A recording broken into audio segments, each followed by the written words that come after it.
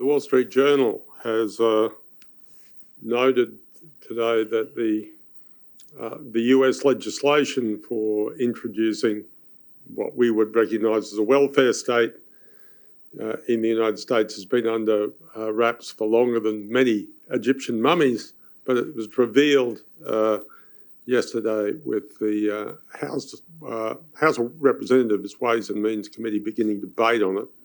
The bill actually has a pretty short time in which to be passed.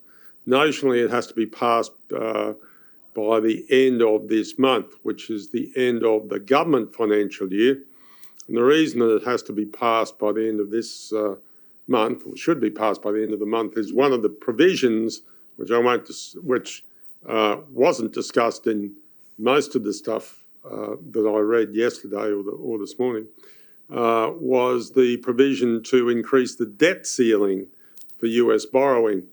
That needs to be increased before the beginning of the US financial year, next US government financial year, which begins on the 1st of October. Otherwise, the US Treasury market will notably go into default, or theoretically go into default. We'll see what Janet Yellen can do about that if she's confronted with the circumstance. Now, the bill as unveiled is definitely has not just a high tax impact upon the corporate sector, has a high tax impact upon individuals. Corporate tax rate rises from 21%, where it currently is, to 26.5%, and that generates a revenue, a hit to corporations on an annual basis. My understanding is of $540 billion US. So that means that after-tax corporate earnings will be reduced by that amount next financial year, and maybe it is in part of that the market is responding to. That's the hit from the corporate tax rate. There are also overseas levies on corporate income, which add up to $360 billion, and the total hit to the corporate sector is $900 billion. But wait, there's more taxes in the bill. There's an additional $1.3 trillion of taxes on individuals.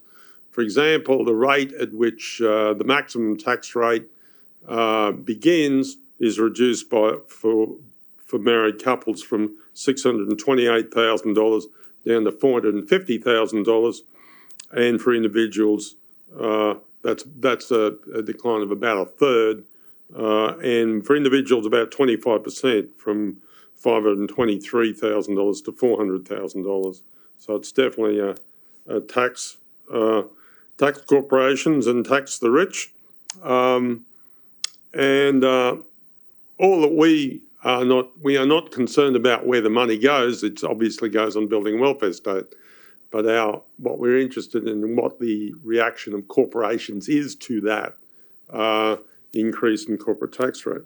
Now, the Wall Street Journal notes that if you include 26.5% plus average state taxes, that takes the US corporate tax rate up to 31%.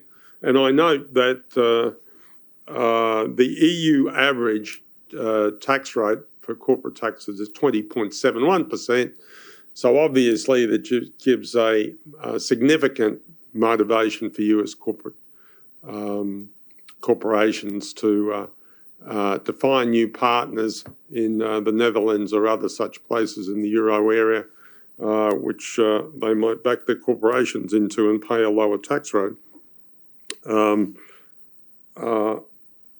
So the effect of that is, what effect does that have on the US equities market if that bill is passed in that current form? Obviously, it reduces operating earnings per share next year, in spite of the fact that growth is much stronger than it is. What does that mean? All I know at the moment is that I would expect it to generate a large amount of stock market volatility.